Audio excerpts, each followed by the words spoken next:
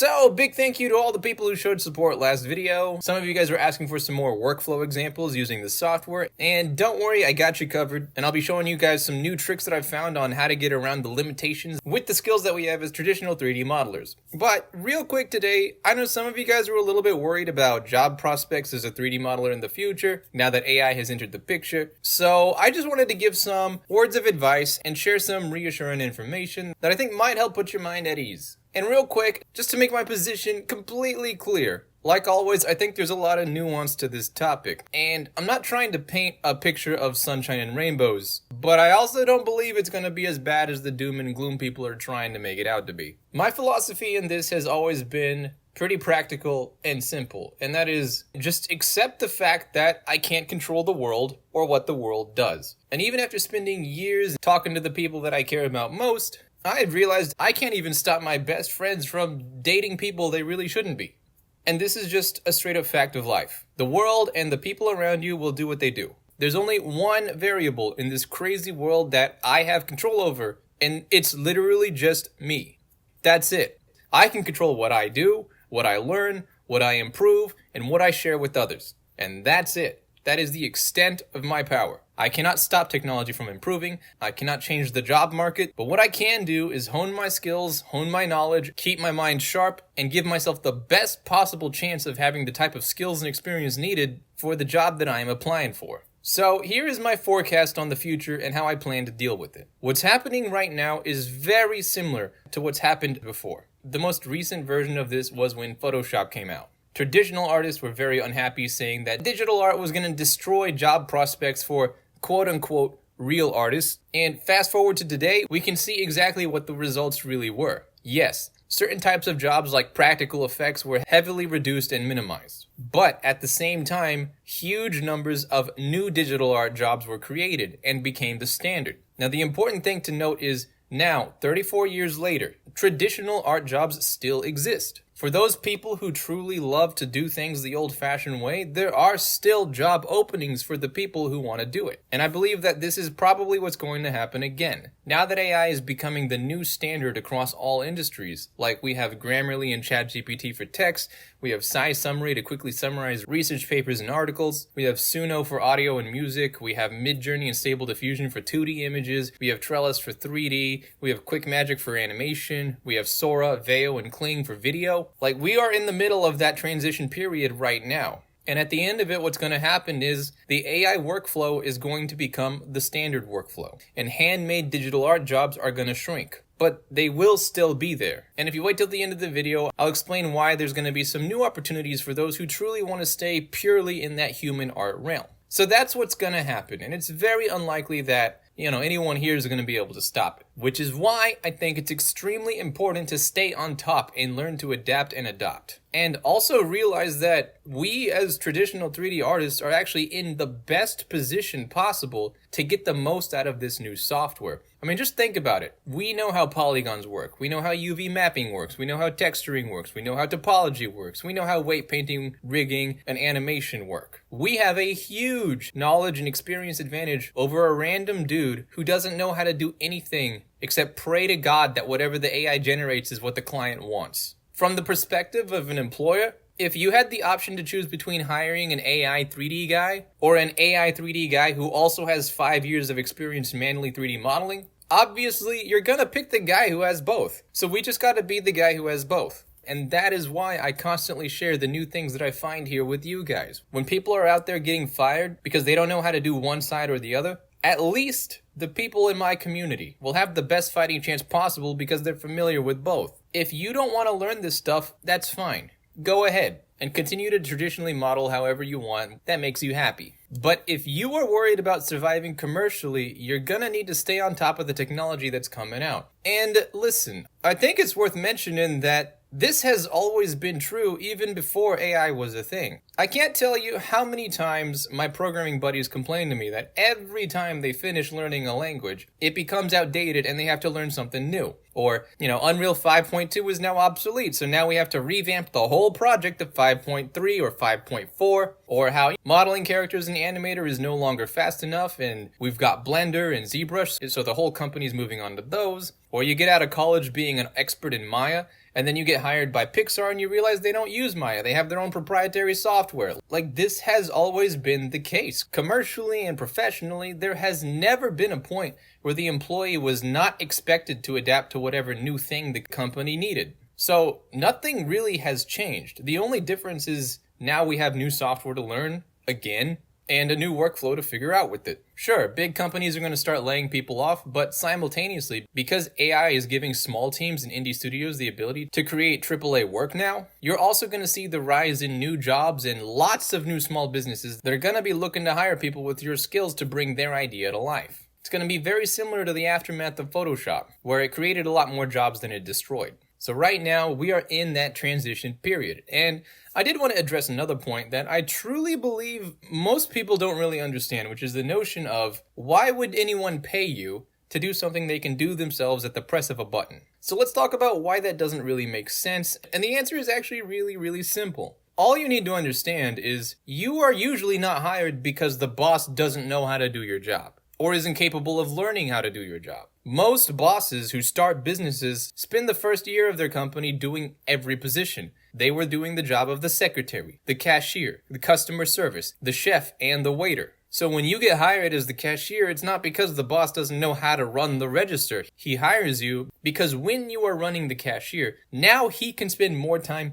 seating customers, cooking food, growing the business. That's the reason he hired you. And this is especially true in the AAA world. Like, if we're talking big companies, man, I promise you, there's multiple people in that building who know how to do your job better than you ever will. You are not being hired because you're the only one who can do the job. You are being hired so that those people who are better than you have time to do more important things. And even on a smaller scale, I'll use myself as an example. My first project took me over 7 years, 4 years of programming and 3 years of art. I had to learn to do all the 3D modeling, mapping, texturing, rigging, weight painting, animation, programming, physics, combat system, weapon system, cutscenes, UI, main menu, music, soundtracks, sound effects. I learned how to do and I executed all of it. And 7 years later, when the game was done, I learned a very important lesson, which was, just because I can learn to do every job does not mean I should. Because when you are doing everything,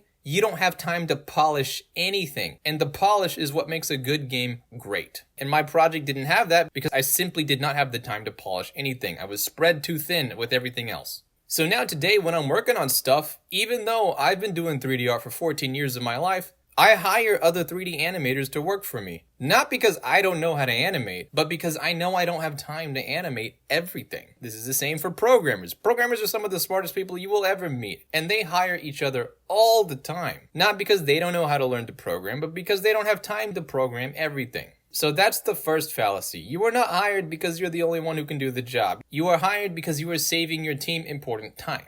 Now let's talk about the follow-up argument that most people have, which is, well, right now that might be true, but when AI improves to the point where it's perfect, then you're going to lose your job. Okay, so there's a lot of things wrong with this assumption, because if you've ever tried to train your own AI model, you know for a fact that it will never give you what you want on the first try, and it sure as hell is not going to give you what your client wants on the first try. But let's pretend that we did get to a point where somehow that was true. Here is what's really going to happen in the studio. The character will come out. Your boss will look at it. He's going to give you some feedback to make some changes and improvements to his personal taste. You will make those changes. Another character will come out. He will like it and he will pass it off to the rest of the dev team. The dev team will look at it and come back and tell you, oh, the color palette doesn't actually work. It's clashing with our environment. We need you to change X, Y, and Z. You'll spend a little more time generating things to try and get closer to the feedback. After you think you finally got it, you'll show them some more screenshots and the team will come back to you and say, nice, the colors are fixed, but there's a little bit of clipping in the left shoe. Can you fix that? And after making multiple iterations across multiple days of back and forth and fixes and discussions with the dev team and hundreds of exchanged screenshots,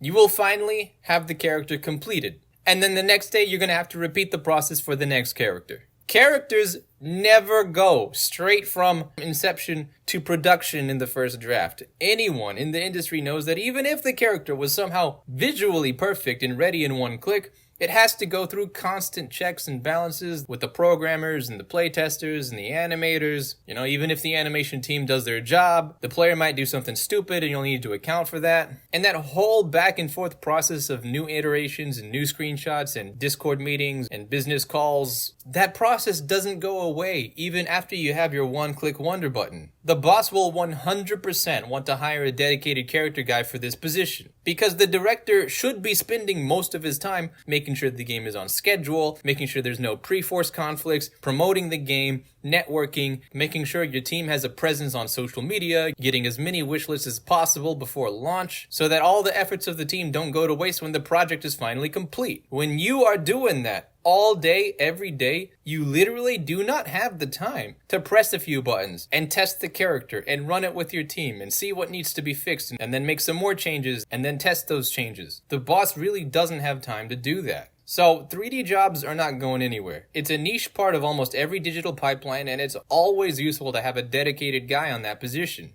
Alright. Lastly, there's one more piece of the puzzle that I think artists especially just seem to overlook or simply don't understand, because in order to see this, it requires you to stop thinking like an artist and start thinking like a normal person. And that is, the vast overwhelming majority of people on this earth do not think like us. And that's why whenever I hear artists worrying about things like, oh, everyone is going to take our jobs because now AI can just generate it for them, and there's going to be this giant flood of art because everyone's going to be an artist now, and this is just not true. It's never been true, it's never going to be true. And the reason why is because non-artistic people are not the ones who are going to take your job. Professional artists only make up 2% of the population. 98% of normal people out there are not even going to try to apply for your position. Like the accountant at Wells Fargo or the plumber who fixed your toilet has no interest in doing your job. The people who are going to take your job are already in that 2% of the population who want to do art professionally. And that's because people just have natural preferences. These preferences determine what people do. Just because something is easy and accessible has never meant that everyone's going to do it. It doesn't even mean that most people are going to do it. And I'll give you an example. Why are you not a professional journalist working for Vogue magazine? It pays well. You have Google Docs, Notepad, Word, you have internet, you have a keyboard, and today we've got Grammarly and ChatGPT to pump out entire paragraphs of written content that you can easily refine. Like, writing text has never been easier than it is today. And everyone watching this video has all the tools they need to go down the path of pursuing a career in professional writing for books or journals or blogs or magazines. So why aren't we? Well, as it turns out, most people are simply not interested in writing books. In the same way, most people are not interested in creating art. Like, all the art on your feed, on Twitter, on ArtStation is basically coming from that 2% of people like it always has. I promise you, you go walk into your local Walmart or Kmart or Target or Whole Foods, whatever local grocery store you have, 98% of everyone in that building are not spending their spare time on Mid-Journey generating images. They could. There's nothing stopping them, but they're not, because they don't want to. They would rather come home and spend their spare time watching Netflix, scrolling through TikTok, playing Fortnite. Like, you see what I mean? Making something easy does not automatically make people want to do it. No matter how easy you make something, 98% of the population simply is not interested in what you are. And you know what the best part is? Even in the worst case scenario where something does become mainstream, there will always be jobs for that niche available for those who truly want to go down that path. Like today, you can pursue a professional career in penmanship with old-fashioned paper and pencil, even though we have keyboards. And also today, you can pursue a career in photography, even though everyone has a camera on their phone. You can still pursue a career in canvas painting, even though we have Photoshop. These jobs still exist and will continue to exist for those who truly want them, long after the technology has made them obsolete. And I would argue with the dawn of AI, if you truly want to do old-fashioned art, AI has created an entirely new market for you that didn't exist before, called human art. Like before, most people would probably have glossed over most of our work without blinking twice, but now there's a whole wave of people who hate AI art who will now probably support you just because your art is human. That movement is huge. You can totally piggy bank off of it if you want. So there's always going to be room for people who want to do things the old-fashioned way, both professionally and casually. And if doing art traditionally is what you love and what you want to do, then I encourage you, keep practicing, keep refining your technique, and keep doing what you enjoy.